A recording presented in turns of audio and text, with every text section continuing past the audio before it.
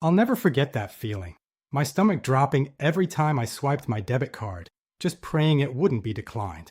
I was living with constant financial anxiety, knowing I was one unexpected bill away from a total meltdown because I had zero savings.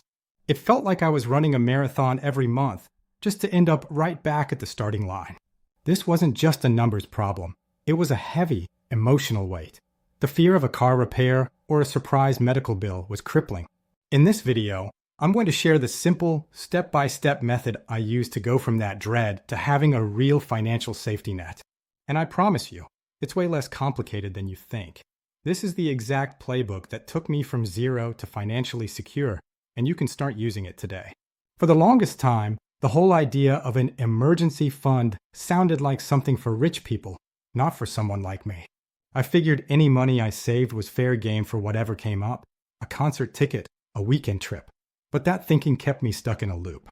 The real turning point for me was a ridiculously small expense, a flat tire.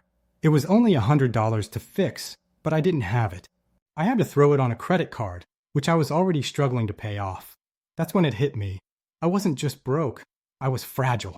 That's the feeling of not having an emergency fund. It's not your vacation fund. It's not for a down payment. It is a separate, dedicated pile of money that you only touch for true, unexpected emergencies. Think of it like a financial firefighter. You hope you never need it, but if your house is on fire, you are so grateful it's there. Its only job is to protect you from life's curveballs, like losing your job, a medical crisis, or an urgent car repair, without forcing you to rack up high-interest debt. Having this fund is the biggest difference between a financial headache and a full-blown financial disaster. It's the foundation for everything else. All right, so how do you actually build this thing from scratch, especially when it feels like there's no extra money anywhere? This is where we get practical. I want you to forget everything you've heard about needing 6 months of expenses saved up overnight. That's the finish line, not the starting point. We're going to break it down into the simple, manageable steps I actually used.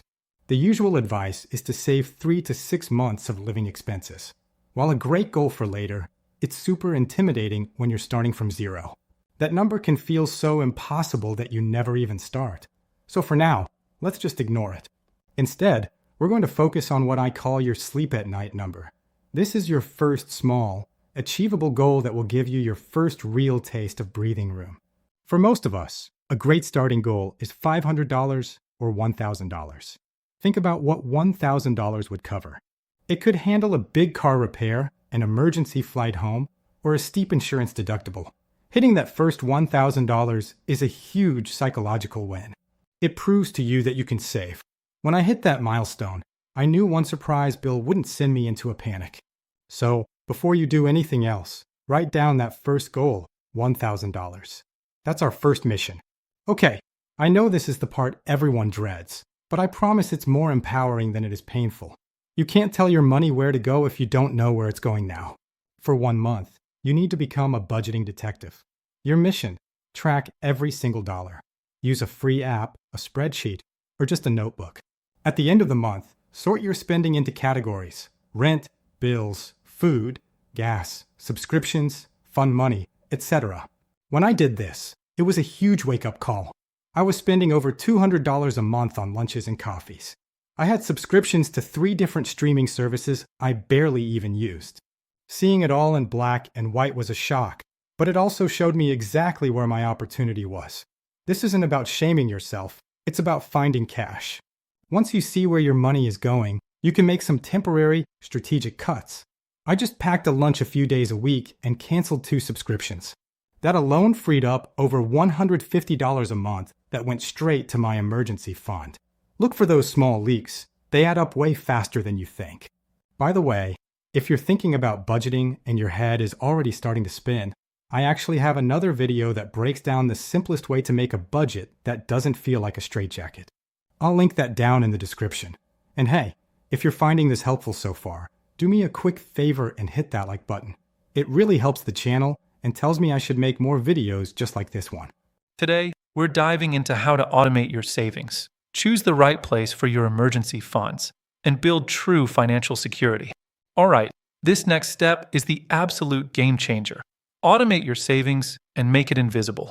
Do not rely on willpower. Don't tell yourself, I'll just save whatever's left over at the end of the month. Because for most of us, what's left over is nothing.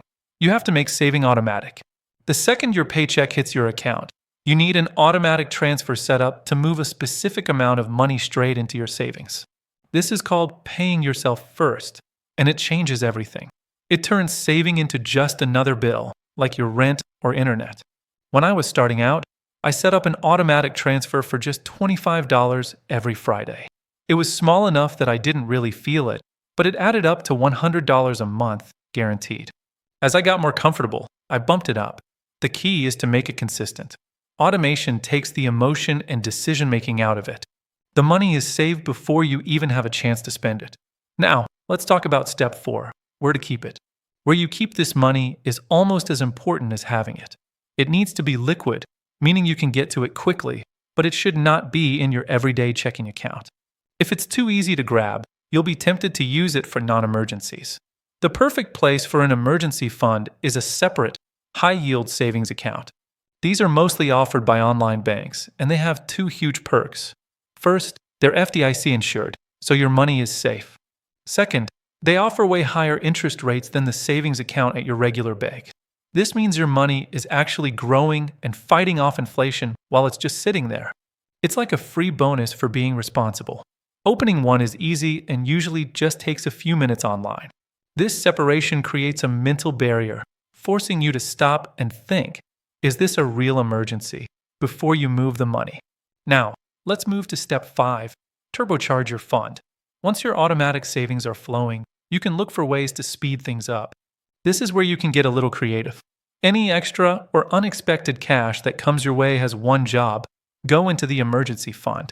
This means tax refunds, work bonuses, birthday cash, or money from selling stuff you don't need anymore. That first year when I got my tax refund, I put the entire thing straight into my emergency fund. It felt like hitting the fast-forward button. You could also think about a temporary side hustle, driving for a ride-sharing service, freelance work, whatever fits your life. The key is to commit 100% of that extra income to your emergency fund. This isn't forever. It's a temporary sprint to build your foundation and hit that first goal much, much faster. Building that first $1,000 and then growing it to 3 months of expenses completely changed my relationship with money. That constant, low-grade anxiety that I used to live with just faded away. That feeling of my stomach dropping when I swiped my card was gone. It was replaced by this quiet confidence. A few months after I had a fully funded emergency fund, my car's transmission died. The repair bill was over $2,000. A year earlier, that would have been a catastrophe. I would have panicked, maxed out a credit card, and been paying it off for years. But this time, it was different. Look, it was annoying, for sure, but it wasn't a disaster. I just calmly called the mechanic, approved the work, transferred the money from my savings account, and paid the bill. The next day, I just started the process of building the fund back up. That's the power of this. It turns life's catastrophes into manageable inconveniences. It gives you freedom, control, and peace of mind. So that's the playbook. It's all about starting small and building habits.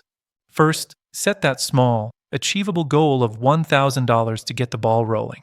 Second, play detective with your budget for 1 month to find a cash. Third, put your savings on autopilot so it just happens. Fourth, open a separate high-yield savings account to keep your funds safe and out of sight. And finally, turbocharge your progress with any extra cash you can find. Building an emergency fund from scratch isn't about how much you make. It's about being intentional. It starts with that first dollar, and you can absolutely do this. The feeling of security that's waiting for you is worth every single bit of effort. You deserve to live a life without that constant money anxiety. All right, your first step starts right now. I want you to go down to the comments and tell me one small thing you can cut this week to put toward your new emergency fund. Let's hold each other accountable and cheer each other on. And if you want more practical, no-nonsense financial advice to help you build a life with less stress and more freedom, make sure you subscribe and turn on notifications. Thanks for watching, and I'll see you in the next one.